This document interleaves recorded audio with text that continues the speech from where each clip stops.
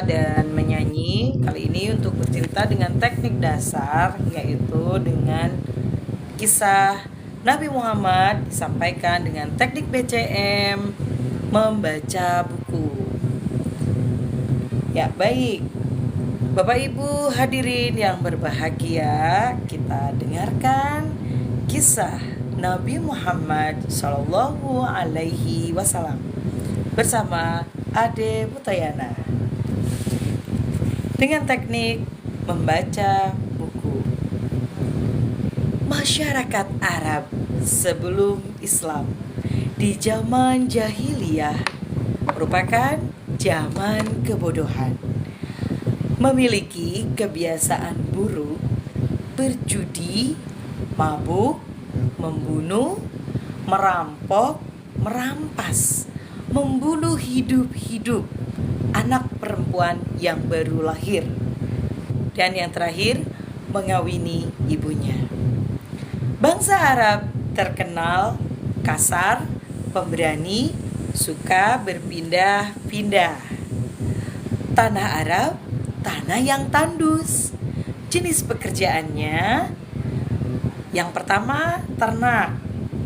Ternak unta biri-biri dilakukan oleh suku Baduy. Yang kedua, bertani atau berkebun, kurma, anggur dilakukan oleh suku Taif. Yang ketiga, dagang biasanya dilakukan oleh masyarakat di kota, yaitu kota Syam, Yaman, dan Hadrah. Pada mulanya, mereka bangsa Arab mengikuti agama Tauhid, agama Nabi Ibrahim dan Nabi Ismail alaihissalam.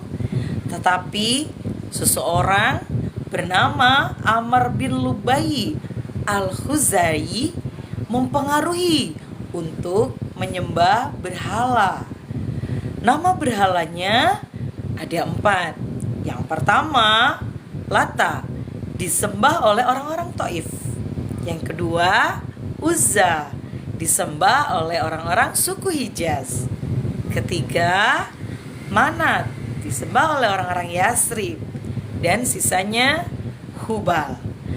Ada juga yang menyembah selain berhala, menyembah malaikat, jin, ruh, hantu, bintang-bintang. Dan ada juga yang masih memegang teguh agama Yahudi, umat Nabi Musa alaihissalam 1491 sebelum Masehi. Yang kedua, agama Nasrani, umat Nabi Isa alaihissalam pada abad 4 Masehi. Yang ketiga, agama Tauhid, agama yang mengesahkan Allah Subhanahu wa taala. Ulamanya seperti Waraqah bin Naufal, Umayyah bin Abi Salah, dan Usaibah. Baik, kita mulai kisah kelahiran Nabi Muhammad Sallallahu Alaihi Wasallam. Nabi Muhammad, ibunya bernama Umi Siti Aminah binti Wahab bin Abdul Manaf bin Zuhra bin Kilab. Siti Aminah bersifat jamilatun hilaliyah, sangat cantik. Ayahnya Nabi bernama Abdullah bin Abdul Muthalib bin Hashim bin Abdi Manaf bin Qusay bin Kilab. Abdullah adalah 10 bersaudara dari ayah bernama Abdul Muthalib dan Fatimah. Saudaranya yang pertama Haris, anak kedua Abdullah, ya nama ayah Nabi Muhammad. Yang ketiga Abbas, yang keempat Abu Thalib, yang kelima Abdul Izza atau nanti disebut Abu Lahab, yang keenam Zubair, ketujuh Atika, kedelapan Biroh, kesembilan Fakhita, kesepuluh Hamzah. Abdullah bersifat dabih, Artinya sempat mau disembelih. Kisahnya sebagai berikut. Karena nazar dari kakek Nabi Abdul Muthalib sebelum mempunyai anak, beliau di dekat Ka'bah ketika ia menggali Zamzam, ia bernazar, jika aku punya 10 anak, maka 1 orang putraku akan aku sembelih sebagai bukti cinta kepada Allah Subhanahu wa taala. Akhirnya Abdul Muthalib dianugerahi 10 anak. Maka ia memenuhi nazarnya dan mengundi. Keluarlah nama Abdullah. Ternyata Abdullah adalah anak kesayangannya. Maka ketika Abdullah harus disembelih, saatnya Abdullah harus disembelih, Abdul Muthalib mendapatkan ilham dari Allah Subhanahu wa taala untuk menebusnya dengan menyembelih 100 unta. Masya Allah, alhamdulillah ya, Abdullah tidak jadi disembelih. Keistimewaan lagi, sebelum Abdullah dilahirkan, Abdul Muthalib bermimpi dari punggungnya keluar rantai 4 penjuru hingga tidak ketahuan ujungnya, lalu menghilang dan muncullah pohon besar yang hijau dan ranum. Ketika pohon itu akan diambil, muncul dan menghilang. Muncul 2 orang berambut hitam. Dialah Nabi Nuh, dan berambut putih dialah Nabi Ibrahim. Lalu menghilang. Nah, demikian kisah Abdullah sebagai orang yang bersifat daubih dan istimewa sebelum beliau dilahirkan. Mimpi Abdul Muthalib seperti itu. Dilanjutkan dengan kisah Nur Muhammad.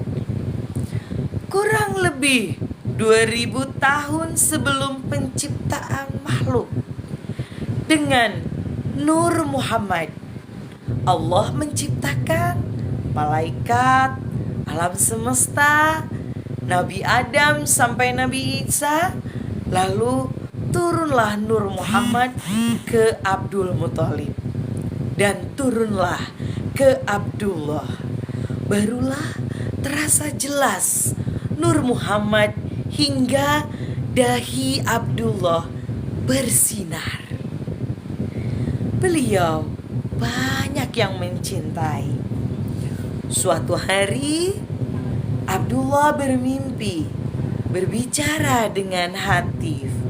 Hatif itu suara tanpa rupa, berkata, "Wahai Abdullah, engkau punya simpanan, maka berikanlah." Setelah itu Abdullah terbangun. Keesokan harinya ia bercerita kepada ayahnya Abdul Muthalib. Sejak saat itu Abdullah tidak keluar rumah dan mengungsi ke negeri Nazar. Bertemulah dengan Siti Aminah, sang Jamilatul Hilaliyah. Siti Aminah dan Abdullah akhirnya menikah pada bulan Jumadil Akhir. Kemudian Siti Aminah pada tanggal 1 Rajab bermimpi didatangi Nabi Adam alaihi salam. Lalu Umi Siti Aminah mendapat kabar mengandung Nabi Muhammad pada tanggal 14 Rajab, hari Jumat. Siti Aminah mengandung Nabi pada masa 9 bulan kurang 2 hari.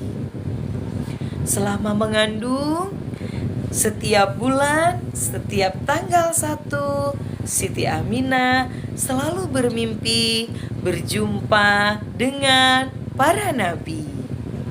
1 Rajab, berjumpa dengan Nabi Adam.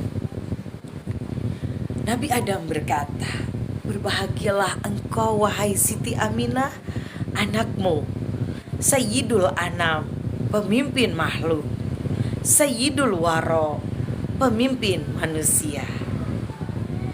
1 Sya'ban, berjumpa dengan Nabi Idris. Nabi Idris berkata, "Berbahagialah engkau, anakmu Rasul Anbiya, pemimpin para nabi, Rasul Mursalin, pemimpin para rasul." Di bulan ketiga 1 Ramadan, berjumpa dengan Nabi Nuh. Nabi Nuh berkata, "Berbahagialah engkau, anakmu seorang yang loyal, dermawan, dan penolong." Di bulan keempat 1 Syawal, berjumpa dengan Nabi Ibrahim alaihi salam. "Berbahagialah engkau, anakmu akan bertemu denganku di Sidratul Muntaha, langit ketujuh dalam Isra Mi'raj." Selanjutnya 1 Dzulqa'dah, berjumpa dengan Nabi Ismail.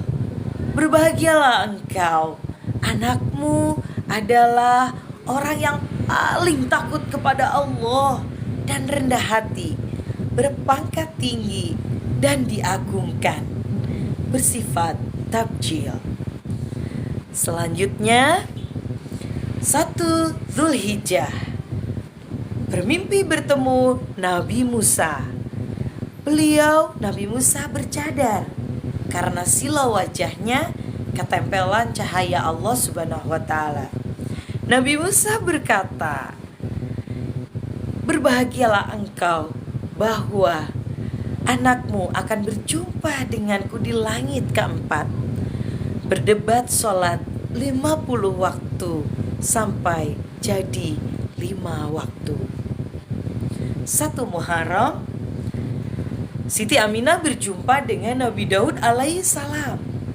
"Berbahagialah engkau, anakmu akan bertemu denganku di surga, membaca Quran surah Ar-Rahman." 1 Safar, berjumpa dengan Nabi Sulaiman alaihi salam. "Berbahagialah engkau, anakmu adalah Nabi akhir zaman." Bulan selanjutnya di bulan Rabiul Awal tanggal 1, berjumpa dengan Nabi Isa alaihi salam. "Berbahagialah engkau, tidak ada manusia paling suci selain anakmu, namailah ia Muhammad." Masya Allah, 9 bulan Ibunda Siti Aminah berjumpa dengan para nabi. Itu menandakan Siti Aminah dengan iman Islamnya. Masya Allah. Kita lanjut ya. Nabi Muhammad ternyata beliau yatim semenjak dalam kandungan Ibunda Siti Aminah.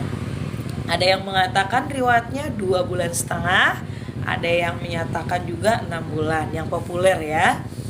Baik, kita ambil yang 2,5 bulan. Siti Aminah ngidam, ingin dicarikan buah-buahan. Lalu Abdullah mencarikannya. Abdullah ternyata sakit dalam mencarikan ngidamnya Siti Aminah. Lalu ia beristirahat di rumah Biroh adiknya di Abwa. Kemudian dulu Madinah itu Yasrib ya namanya. Abdullah tidak sempat menemui Siti Aminah. Beliau meninggal dan dikuburkan di Yasrib atau di Madinah. Lalu Abdul Muthalib mendapatkan kabar tersebut. Akhirnya menyuruh putranya, adik Abdullah bernama Zubair. Tapi ternyata Abdullah sudah dikuburkan. Masya Allah, sedih sekali ya. Nabi Muhammad ternyata yatim, teman-teman. Baik, kita bicara langsung ke Siti Aminah. Sudah jelang melahirkan. 11 hari jelang kelahiran Nabi, ada peristiwa pasukan Raja Abraha hendak menyerang Ka'bah. Namun gagal karena pasukan gajah nyasar di Musdalifah. Datanglah rombongan burung-burung ababil membawa batu kerikil yang sangat panas, menyerang pasukan gajah hingga berbentuk seperti ulat, daun dimakan ulat. Maka disebutlah tahun kelahiran Nabi disebut dengan tahun gajah. Saat-saat Nabi Muhammad dilahirkan pada hari Senin 12 Rabiul Awal tahun gajah, bertepatan dengan 20 April 571 Masehi. Malam hari Ibunda Siti Aminah mengalami mulas. Dia tidak tahu harus meminta tolong kepada siapa. Akhirnya ia pun berdoa dengan mengangkat tangannya. Inilah disunahkan kita semua kalau berdoa mengangkat tangan. Seperti sedihnya Ibunda Siti Aminah meminta doa kepada Allah Subhanahu wa ta'ala. Turunlah bidadari dan malaikat yang menghibur Siti Aminah. Datanglah 4 orang. Yang pertama, Siti Asiyah binti Mudahim, istri Fir'aun. Yang kedua, Siti Maryam binti Imran, dialah ibu Nabi Isa alaihi salam. Yang ketiga, Siti Maryam binti Imran, saudara Nabi Musa alaihi salam. Dan yang keempat, bidadari yang akan menolong persalinan Siti Aminah dari dalam. Akhirnya Abdul Muthalib mendengar rintihan Siti Aminah, kemudian memanggil Ummu Aiman yang bernama Barkah untuk meminta Nyi Syifa. Beliau, Ibu Syifa, adalah ibunya Abdurrahman bin Auf yang akan menolong persalinan dari luar. Ketika Nabi Muhammad siap dilahirkan, tiba-tiba keluarlah cahaya terang dari perut Ibunda Siti Aminah sampai ke peranakannya. Lalu keluarlah bayi Nabi Muhammad yang mulia. Ketika itu cahaya tembus ke langit, terbukalah atap. Kemudian berkelilinglah bayi Muhammad dengan sinar yang sangat terang, berkeliling di bumi, kemudian menembus, berkeliling di langit, disambut para malaikat dan bidadari, sampai akhirnya turun kembali di pangkuan bidan Syifa, Ibunda Syifa, dalam keadaan bersih, sudah disunat, bedongannya sudah dari sutra, dari surga, dan dalam keadaan bersujud. Wajah Nabi bercahaya seperti matahari pagi. Alisnya kecil menyambung, hidungnya mancung, rambutnya hitam. Subhanallah, sebegitu lucunya ya. Masya Allah, menggemaskan. Kejadian ini membuat Syifa terkejut dan tercengang. dengan keajaiban lahirnya bayi Muhammad Sallallahu Alaihi Wasallam. Sementara itu Abdul Uzza atau Abu Lahab, paman Nabi, menyuruh budaknya Sohibah untuk mengawasi kelahiran Nabi dan memberi kabar padanya. Setelah Sohibah menguping pembicaraan Syifa dengan Abdul Muthalib, ia memberi kabar kepada Abdul Uzza sebagai pamannya tadi. Abdul Uzza, ia sangat senang atas kelahiran Nabi. Lalu ia pun memerdekakan Sahibah dan menyuruh Sahibah untuk menyusui Nabi. Disusuilah 1 kali Nabi oleh Sahibah sebelum Nabi disusui oleh Aminah. Demikianlah karena senangnya Abdul Uzza atau Abu Lahab. Dalam suatu riwayat, suatu hari Abbas memimpikan Abu Lahab dalam neraka beristirahat dari siksanya setiap hari Senin lantaran ia pernah memerdekakan Sahibah karena saking senang atas kelahiran Nabi. Nah, Masya Allah, Abu Lahab saja siksaannya ya diringankan karena ia pernah 1 kali senang atas kelahiran Nabi. Baik, kita lanjutkan di kelahiran Nabi Muhammad SAW.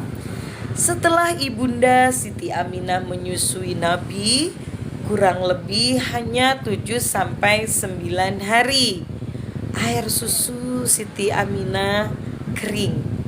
Suatu malam Aminah bermimpi untuk mencari ibu susu bernama Halimah dari bangsa Sa'diyah.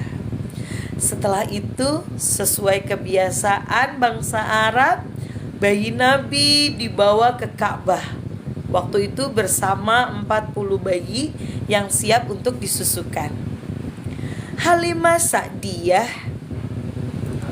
ternyata datang terlambat dan suatu kebetulan hanya bayi Nabi yang belum mendapatkan ibu susu.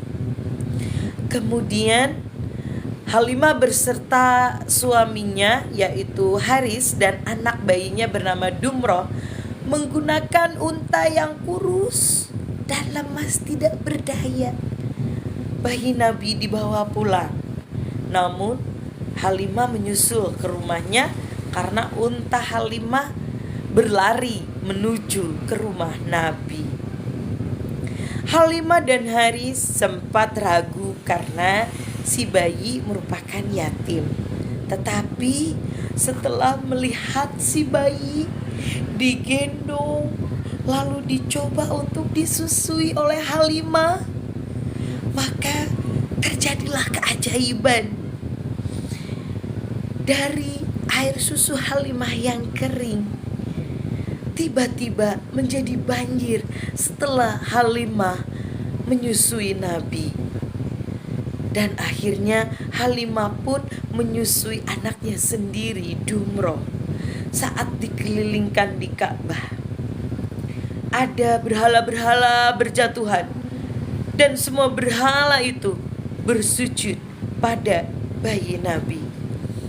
Kemudian Halimah pun tertarik kepada bayi Nabi, sehingga Halimah dan suaminya siap untuk membawanya pulang.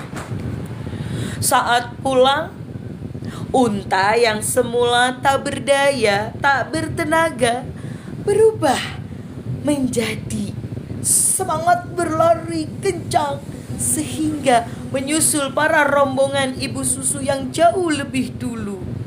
Sampai ke rumah Halimah, tangan Nabi disentuhkan ke domba-domba yang kurus milik Halimah. Domba langsung berubah menjadi sehat dan menghasilkan susu yang banyak. Sejak bayi Muhammad diasuh Halimah dan keluarganya hidup penuh berkah. Turut mengasuh juga kakaknya Dumroh atau putri Halimah yang besar bernama Syaimah.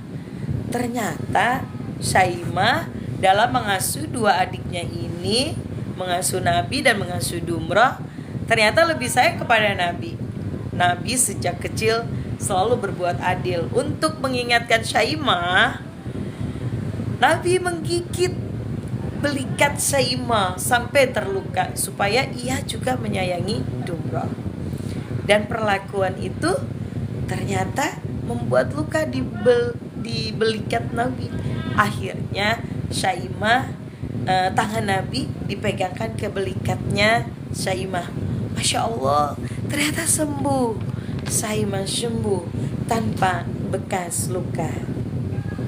Nah teman-teman, kita cek ya perkembangan dari kisah tadi. Bedongannya Nabi itu dari sutra. Dan ini semasa kecilnya, perkembangan Nabi kecil. Pipisnya wangi seperti minyak misik, langsung kering. Tidak perlu lampu karena wajah Nabi sudah bersinar. Tidak menyusahkan, Nabi tidak pernah menyusahkan. Dan tidak pernah mengompol. Tidak suka meminta apalagi merengek. Kemudian Nabi tidak menangis jika lapar atau haus. Keringatnya wangi melebihi parfum. 3 bulan Nabi bisa berdiri. 4 bulan Nabi bisa berjalan meripil tertati. 5 bulan Nabi bisa berjalan. 6 bulan Nabi bisa berlari. 8 bulan Nabi bisa berbicara. Dan 9 bulan Nabi bicaranya seperti orang dewasa. Setiap BAB tidak mau dilihat. Lalu Halimah penasaran dan mengintip. Ternyata tahinya langsung hilang ditelan bumi. Subhanallah, ini kejadian luar biasa. Dan semasa kecil, bebatuan, pohon, alam, hewan, semua mengucapkan salam kepada Nabi. Dan Nabi bisa mengobrol dengan mereka. Masya Allah, luar biasa. Setiap Nabi menginjak tanah, tumbuh rumput, pohon kering disentuh hidup lagi. Nah, saat kecil Nabi juga hujan-hujanan, senang hujan-hujanan ya. Jadi ibu-ibu kalau ada anaknya hujan-hujanan, jangan nyumpahin sakit. Nabi aja senang hujan-hujanan. Kita motivasi aja, hujan itu berkah, hujan itu menyehatkan. Dan kalau sudah kedinginan ya sudah segera diambil. Jangan marah-marah ya. Nabi suka hujan-hujanan. Dan Nabi kecil suka membantu menggembala domba atau kambing ya. Ya baik, kurang lebih 18 bulan. Wah, cepat ya, kita percepat. 18 bulan berarti 1 tahun setengah ya. Halimah merasa gelisah karena Nabi itu begitu istimewa. Khawatir dengan keadaan Nabi, maka ia ingin berniat mengembalikan Nabi kepada ibu dan kakeknya. Kurang lebih Nabi umur 2 tahun, Abdul Muthalib dan Siti Aminah menjenguk, menginap selama 2 hari di Bani Sa'diyah. Namun Nabi Muhammad kecil betah di rumah Halimah. Akhirnya sepakat mereka untuk mengasuh Nabi di asuhan Halimah 2 tahun lagi ya. Lalu Halimah sempat bertanya ya kepada Nabi kecil. Halimah bertanya, "Wahai Muhammad, siapa Allah?" Muhammad kecil langsung menjawab, "Allah, Tuhan yang menciptakan seluruh alam, seluruh makhluk, yang bisa menghidupkan dan mematikan." Kemudian di saat usia Nabi sudah 4 tahun, kisaran 1/4 pagi atau kalau di Indonesia jam 9 pagi ya, Nabi bersama Dumroh sedang menggembala kambing, kemudian naik ke gunung. Tiba-tiba didatangi oleh 3 orang malaikat, lalu dibawa terbang. Dumroh pun panik dan akhirnya mencari Halimah, kemudian melaporkan karena saking kagetnya. Mereka panik mencari di atas gunung. Akhirnya ditemukan Nabi kecil pun dalam keadaan melotot. Matanya lihat ke atas, saking kagetnya. Diciumilah oleh Halimah, "Wahai putraku Muhammad, kamu kenapa? Ceritakan apa yang terjadi, nak." Nabi bercerita bahwa ia dibawa terbang, dioperasi oleh satu malaikat. Dadanya dibelah tapi tidak sakit. Hatinya diambil, kemudian dicuci dengan salju dan air sungai Kautsar. Kemudian ditaruh kembali, dadanya ditiup, ditutup kembali, namun tidak membekas.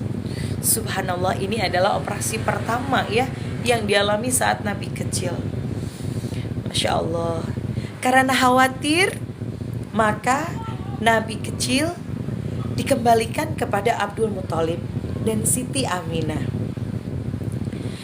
Muhammad begitu mengagumkan, penuh keajaiban, tidak pernah mengeluh, apalagi merengek.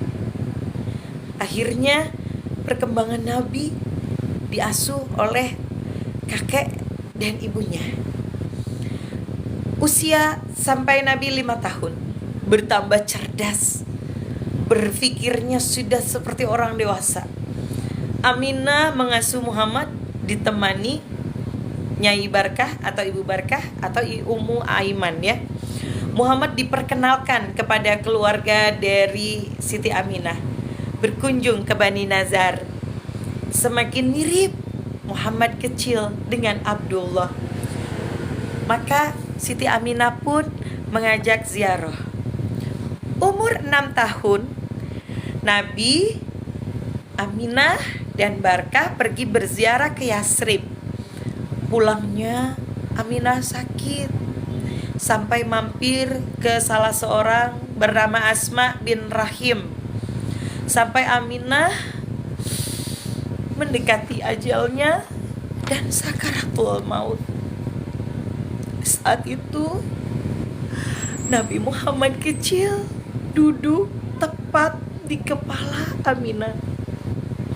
Lalu Aminah berkata kepada Muhammad kecil yang saat itu usianya 6 tahun, "Muhammad, kelak engkau menjadi utusan seluruh manusia.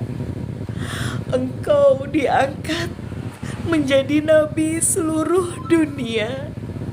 Yakin agamamu Islam. Wahai anakku, jangan menangis. Tiap-tiap yang hidup pasti mati. Tiap-tiap yang baru pasti lusuh. Aku akan meninggal. Aku pasti akan selalu mengingatmu. Ada warisan dari ayahmu berupa 5 unta." Siti Aminah pun meninggal dunia dan dikuburkan di Abwa. Abwa itu adalah kota di tengah antara Mekah dan Madinah. Masya Allah, Nabi Muhammad sudah yatim piatu dalam usia 6 tahun. Selama 2 tahun Nabi diasuh oleh kakeknya. Umur ke-8 tahun kakeknya pun meninggal dunia. Dan selanjutnya diasuh oleh pamannya bernama Abu Thalib. Masya Allah. Teman-teman, sifat-sifat terpuji Nabi yang pertama, tidak pernah menyembah berhala. Yang kedua, Nabi berakhlak mulia. Yang ketiga, Nabi sabar dan tabah. Yang keempat, Nabi cerdas. Yang kelima, Nabi senang memaafkan. Yang keenam, mudah bergaul dengan siapa saja. Ketujuh, sudah dari kecil Nabi bersifat dermawan, tidak pelit, tidak pernah bermaksiat, rendah hati, dan menghormati. Beliau jujur, dapat dipercaya, bergelar Al-Amin. Dan satu lagi, sejak kecil beliau senang berdoa untuk orang lain. Subhanallah. Nabi terlahir ummi, teman-teman. Ummi itu tidak bisa membaca dan tidak bisa menulis. Nah, itulah masa kecil sampai umur 8 tahun ditinggal oleh kakeknya. Selanjutnya di umur 12 tahun Nabi beranjak remaja. Nabi diajak berdagang untuk pertama kalinya oleh pamannya Abu Thalib ke negeri Syam. Lalu bertemu dengan pendeta Nasrani bernama Bukhairah. Bukhairah melihat tanda-tanda kenabian Nabi. Di antaranya Nabi selalu dinaungi oleh awan. Maka dipanggillah Abu Thalib, sehingga Abu Thalib disarankan untuk kembali untuk keamanan Nabi Muhammad. Suatu ketika Mekah dilanda banjir. Gelar Al-Amin Nabi Muhammad disinilah dipertaruhkan. Suatu ketika Mekah dilanda banjir, maka dilakukan pembangunan Ka'bah. Ketika akan meletakkan kembali Hajar Aswad, berdebatlah 4 suku Quraisy dari Bani Hashim, Bani As'ad, Bani Zahra, dan Muthalib.